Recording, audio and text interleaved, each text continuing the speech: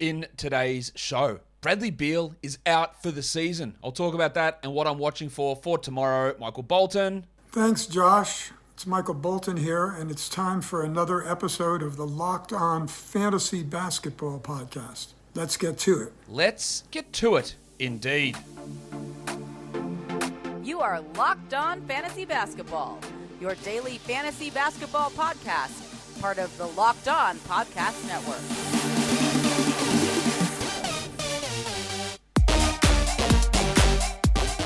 Hello and welcome to the Locked On Fantasy Basketball Podcast brought to you by Basketball Monster. My name is Josh Lloyd and I am the lead fantasy analyst at basketballmonster.com and at Yahoo Sports Australia. And you can find me on Twitter, as always, at redrock_bball and on Instagram at Locked On Fantasy Basketball. This episode is brought to you by PrizePicks. Check out PrizePicks.com and use the promo code NBA or go to your app store and download the app today. PrizePicks is daily fantasy made easy. Thank you for making Locked On Fantasy Basketball your first listen every day. We are free and we're available on all platforms. Normally in this show, the What to Watch For show, I'll tell you what I'm watching for, but I'd also give you stream options. I'm not doing it today.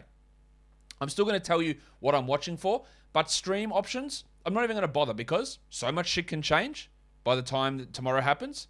And we want to save our ads for the trade deadline. So I'm not even going to tempt you with who to stream in. If you want to really find it, you can hit up the daily projections page on Basketball Monster if you remember. You can see who some good streams could be for that day. But do not use your ads on a daily stream. On a guy to add, no, based on a trade, no worries. On a daily stream, no thank you. But let's get to the other big news. Bradley Beal is out for the season. We've talked about this a little bit.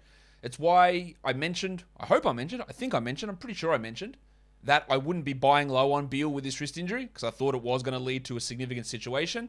What I think happened here is that the Wizards, as dumb as they are, were going to try and get Sabonis to bring in. And when that didn't happen, they went, all right, pack it in. We're done for the year. Beal, have your surgery. He was going to fight through it, maybe come back with Sabonis and push for the play-in or whatever bullshit. But once they didn't get him, they said, all right, let's pack it in. So Beal's done. He's cooked. We have seen in the last few games without Beal, they have been starting Aaron Holiday. Perhaps foolishly, but that's what they've been doing in that spot. To say it hasn't gone particularly well, I think is fair. He's been fine, but it hasn't really gone well for anybody on that team, has it? They've been shocking. They've been pumped in the last couple of games. Now, is that an indication they're going to lose by 30 every game? Absolutely not. Of course it's not. No one's going to lose by 30 every night. But I still think there's things to happen here. I think Dinwiddie could move. What this does do is it really helps Kyle Kuzma and keeps him as the number one option offensively. Amazing as that is to say as a sentence, it is true. And he is that guy now. As shithouse as Spencer Dinwiddie has been this season, and he's been shithouse, it does help him because outside of the last couple of games, when Beal has been out early in the season, Dinwiddie actually played well. So I would grab Dinwiddie. I know it's frustrating. I know he's been dreadful. But I do think this helps him. It theoretically should help Kentavious Caldwell-Pope. But he's such a fringe player that I wouldn't waste an ad on him at this point. If I was them, I would be starting Corey Kispert. Easily. I would start Corey Kispert over Aaron Holiday. I'd even start Denny Avdia over Aaron Holiday. But that's not what they're doing. So I really want to watch Holiday. I want to watch Kispert. I want to watch Avdia to see if any of them can push to 30 minutes. Because if they do, Kispert and Holiday, even Avdia, probably not as much Avdia, but if they get 30 minutes, then they do become 12-team league players. But at the moment, they're just sort of mashing them all over the place. 27 here, 24 here, 24 here. If I'd prioritize one of those guys, and I wouldn't because I don't think they're must-roster 12-team league guys at this stage, it would be Kispert over Holiday and Avdia. I don't really view Holiday as a solid player. I think, no, actually, it's not true. He's a solid backup-ish player. Kispert and Avdia have the potential to groom into starting guys. I don't love Kispert as a player either, but there is something a little bit there to push into more value. I don't think it really has an impact on the centers because, again, I don't think the Wizards are finished. I think someone's moving. Harold O'Brien is moving. So I'm still stashing Gafford. I don't think, again, you know that my blanket answer is, does this mean that Rui Hachimura is an ad? No. No, it doesn't. Unless Rui Hachimura proves it to me for like a month-long stretch of him being a top 100 player, I will never buy him as a top 100 player. He has never done it in the past. He's not doing it now. Are they going to start Kuzma at the 3 and Hachimura at the 4 now with Beal out? I really doubt it. The answer to the question, should I add Rui Hachimura, for me, is always a no. Maybe that changes later on, but you need to prove it to me over a long period of time. because I've seen it for 2.5 years and it hasn't been good. So, no, we're not adding him. Again, the ad, I think, despite the struggles the last 2 games, I think Dinwiddie is fine to add. It solidifies Kuzma. There's a battle between Holiday, Kispert, Neto even, and Denny Avdia. And I don't think any of them become must-roster 12. Same with KCP. But they're all going to have stretches, much like the Clippers with your Batums and Coffees and Kennards and Mans and all those sort of guys who will just be one guy will have a game here, one guy will have a game here, and one guy will have a game here, and it'll be back and forward and ups and downs. Unless one of those guys can stabilize at 30 minutes, and I think Kispert and Avdi are your 2 best options there, then it's hard to see any of them as must-roster 12s. Obviously, you drop Bradley Beal. Obviously. But if you're playing with a can't-cut list, again, another reminder, one of those things that I will always tell people when setting up a league, do not have a can't-cut list. You should never have a can't-cut list. Because now, you might be looking to add someone, but you can't do it. Because Beal can't be cut. And you got to wait for someone else to make that move, to move him off the can't-cut list. Might take 2 days, I don't know. Might take a day, who knows? And you're at a disadvantage through no fault of your own. Don't have can't-cut lists. If you're in a league where someone's making the decision to cut Bradley Beal when he's not hurt or not healthy, A, the commissioner just reverses that deal or that move and kicks that guy's ass all the way out of the league. I don't even know what B is, but that guy's obviously just a real kids cover him, real fuckhead who doesn't deserve to be in your league to begin with. So, yeah, that's how I would approach that. Yeah, PrizePicks. That's one of the worst transitions you'll ever hear. But PrizePicks is definitely not one of the worst things you'll ever do because it's great. It's awesome. And it's something you need to be using. PrizePicks.com is daily fantasy made easy. I know you are going to love it. You are definitely going to love it. What it is, you pick 2 to 5 players and you go to their over-under projections, whether that's points or steals or threes, rebounds, blocks, fantasy points, whatever. Corey Kispert, over-under, points, say it's 15. Bang, which one do I want? Spencer Dinwiddie, over-under shit games. That's not one of their categories. But over-under assists, 7. Hit it in. Combine 2 to 5 players and you can win up to 10 times your entry. It doesn't just have to be basketball as well. You can chuck multiple sports in there. So chuck some Super Bowl over-under props in there. Mix them up. Throw some NHL ones in there. College basketball, MMA, soccer, whatever sport, you can chuck them all in together. And for a limited time, PrizePicks has an exclusive no-brainer of an offer for all of our users. You get $50 for free if a player in your first PrizePicks entry scores a single point, but you must use the code NBA. That's right, it's an exclusive offer available to Locked On fans. Sign up today and use the code NBA, $50 for free if a player in your first PrizePicks entry scores a single point. Trades are popping off already, but there is a trade deadline coming up Thursday, February the 10th at 3 p.m. So us at Locked On NBA, we've got a live show at 2 p.m. Eastern on Thursday, February the 10th on the Locked On NBA YouTube channel. Hosted by Kim Becker with analysis from John Corrales and a fired up and very tired Josh Lloyd. We'll be going through all of the moves that go down, the moves that don't go down, the fantasy implications, the real life implications as well. So head to the Locked On NBA YouTube channel, hit the notification bell, and you'll be able to see my ugly head out there chucking out stuff with people, I'm sure, criticizing my hairline, as I always do. Doesn't matter. Let's go. We're going to talk about it. I'm fired up. Let's actually now look at what I'm looking for Wednesday's game. Spurs and Cavs. Maximum Derek White.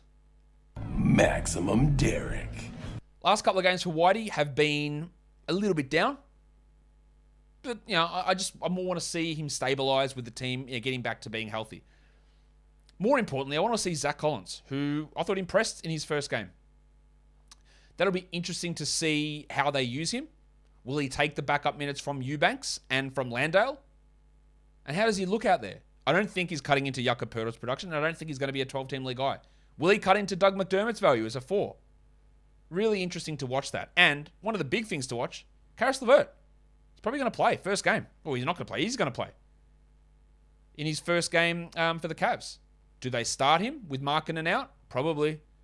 How does he fit with Garland, who's currently questionable, with Love, with Allen, with Mobley? Very, very interesting stuff to watch. And it's still, the picture's not clear because Markkanen's not back yet. And then Rajon Rondo went off last game. Played 32 minutes. Had been shithouse in every other game. And that game was against the half-assed Pacers. So what does Rondo do if Garland is out? Does Rondo even play if Garland plays? Do they go with Goodwin as the backup? I think they'll stick with Rondo, but I'm not sure. So that's something to watch. For the Bulls, Ayo Dosunmu is out. Concussion.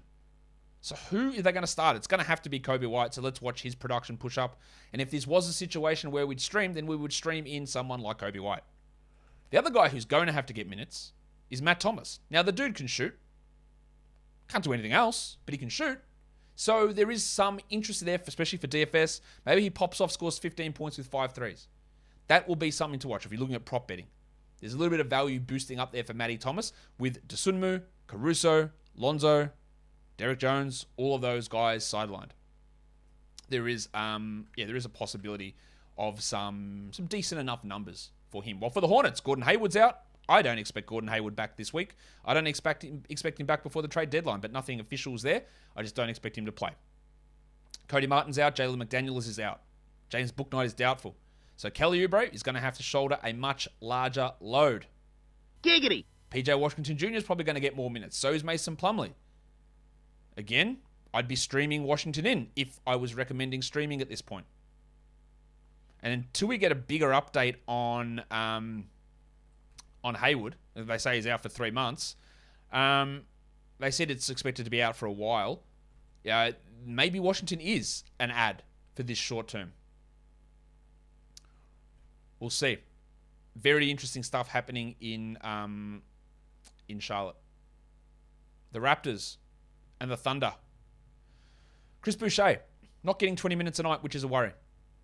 That leads to some concerns about where his value lies.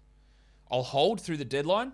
If any semblance of a center comes, and I said this the other day, then I don't think you can hold him. Because he's not getting 20 minutes a night now. He's buffering that value by getting some blocks and scoring okay. But the minutes are down, the production's down.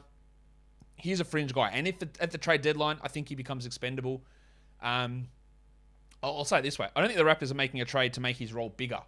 So I'm holding through the deadline, but I'm also looking at Boucher in my roster and saying, hey, if someone becomes available due to trades whose value is going to rise sharply, then he becomes a pretty clear drop to me. And then also Siakam. I just want to watch him because he's playing at an unbelievable level. Like literally at an all-NBA level at the moment, Pascal Siakam. And that is super interesting for those of you who got him in fantasy outside the top 70 because of his injured shoulder to start the season. For the Thunder, Darius Bazley, a lot of injuries. Robinson Earl, he's out. Aaron Wiggins is out. Mike Muscala is out. Bazley's playing big minutes. Shai Gilgeous-Alexander's out. Bazley's playing big minutes.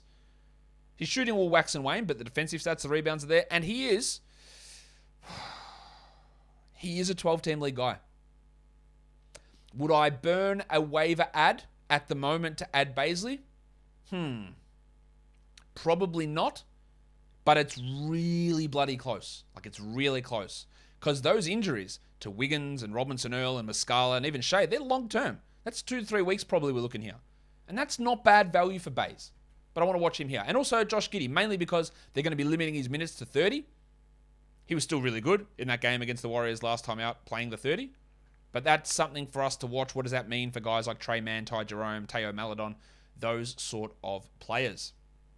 Built Bar is the best tasting protein bar ever. You know it, I know it, everyone knows it. Even Josh Giddey knows it. I'm sure he does. He loves Built Bar. That's one of the reasons he moved to the States, Josh Giddey, is because he knew he could get an endless supply of Built Bars. And why wouldn't you? I'm considering it myself. They are the best tasting protein bar ever. Instead of those shitty ones you get from a supermarket that taste like garbage, they got protein, but sure, Built Bar's got protein, but it tastes like a candy bar. It's filled with taste, it's filled with flavor, it's filled with protein, but it's low in carbs, low in calories, low in sugar. So head to Built.com, use the promo code LOCKED15, that's LOCKED15, and save yourself 15% on a box of the best tasting protein bars ever. Built Bar is built different. Let's get through the last couple of games here. One of those is the Golden State Warriors against the Utah Jazz. Klay Thompson will not play in this game. It's the first of a back-to-back, and he is sitting. So, Jordy Poole, the swimmer, big minutes incoming. He's been playing well even with Klay, but minutes should push up here. And I want to watch Johnny Kuminga. He will have issues with his free throws. He'll have issues generating assists or sometimes field goal percentage, but there's some bulk volume coming in. And with Andre Iguodala dealing with a back issue, with Otto Porter, who knows if he's going to play due to it being a back-to-back, there's a chance for Kuminga to play 25 here. And again, if we were streaming, we'd consider it a stream. But his props and his DFS value, a little bit of a boost here. For the Jazz, does Rudy Gobert play? Do they start Udoka Azubuike, who they started over Hassan Whiteside last game, and he looked pretty good. So watching Azubuike and Whiteside and Gobert and how that all plays out is interesting. Also, watching Jordan Clarkson. JordanClarkson. Watching the minutes. Do they rise without Joe Ingles? They didn't in his first game back, but that's first game back. So let's see what his playing time looks like without Ingles. Does he get to 28 a night, or does he stay at that 24-minute a night mark? I think that's really going to be key. The Lakers and the Blazers, Malik Monk, well, his value is pretty solid. I think he's a 12-team league guy. I think he's going to remain a 12-team league player. Carmelo Anthony is probably going to be out. He is out on Tuesday. He might be out Wednesday. But just watching Monk get those 30-plus minutes a night, be useful enough in that role, or very useful in that role, to be honest, and put together some good numbers is something to watch. While Anthony Davis has been really good since coming back, putting up some big numbers. Him and LeBron playing decently well. Watching how it goes on a back-to-back for him. For the Blazers, well, I'd love to be able to watch what happens with the traded players, but I don't know whether we're going to have Alexander Walker or Josh Hart available. I highly doubt it. I don't think they're going to be available. So we're going to be looking at a team that's probably going to be getting big minutes in for Justice Winslow, big minutes for Ben McLemore, big minutes for CJ Allaby, big minutes for Trendon Watford. So watching the Winslow, McLemore, Watford, Allaby, how that all goes. I think Watford and Winslow probably have the best chance of rest of season value. And I think Justice actually might be a 12-team league player, as I detailed earlier in the show breaking down that deal. But we're not going to get a full picture of things because Hart and Alexander Walker, they won't play today, obviously, and they probably won't play on that game on Wednesday. Maybe they do. Maybe it's a fast turnaround. I highly doubt that they'll be available for that game on Wednesday, but that is something we watch. Speaking of waiting for a trade, the Sacramento Kings, they host the Timberwolves. For the Wolves, I want to watch D'Angelo Russell. He's dealing with his shin contusion again, which is frustrating. It is a back-to-back for them. He did appear on the injury report as questionable for Tuesday's game. That hasn't been updated at the time of me recording this, so I don't know whether he plays. They play, interestingly enough, the Kings on Tuesday and the Kings on Wednesday. Also want to watch Jaden McDaniels. He's been a bit up and down. Not a bad streamer, but he's been a bit up and down. But then on the Kings, well, I don't think Sabonis is going to be available in either of these two games. Maybe he is. I don't think Justin Holiday or Jeremy Lamb will be there. And we also don't know whether De'Aaron Fox will play or Marvin Bagley will play. So Davion Mitchell's going to have a huge role. It might be a huge role that's dropped a bit if Fox plays, but it might be absolutely through the roof. No Hield, no Halliburton, no Fox is a possibility for Mitchell. So he could have some really big numbers. And I also want to watch Rashawn Holmes, because Rashawn Holmes is probably going to die in the arse here. Sabonis is going to come in, he's probably going to move to the bench. Or he gets traded to another team. But for now, and one opportunity at least here before this trade deadline for him to see some value, to rise, do something. Because I'm really doubtful that Sabonis is going to play. That'll do it for today's show. A little bit different format, no streamers. Remember, hold your ads. Follow this podcast on Apple Podcasts, Google Podcasts, Stitcher, Spotify, and on the Odyssey app. If you are here on YouTube, thumb it up. Leave your comments down below, guys. We are done here. Thank you so much for listening, everyone. See ya.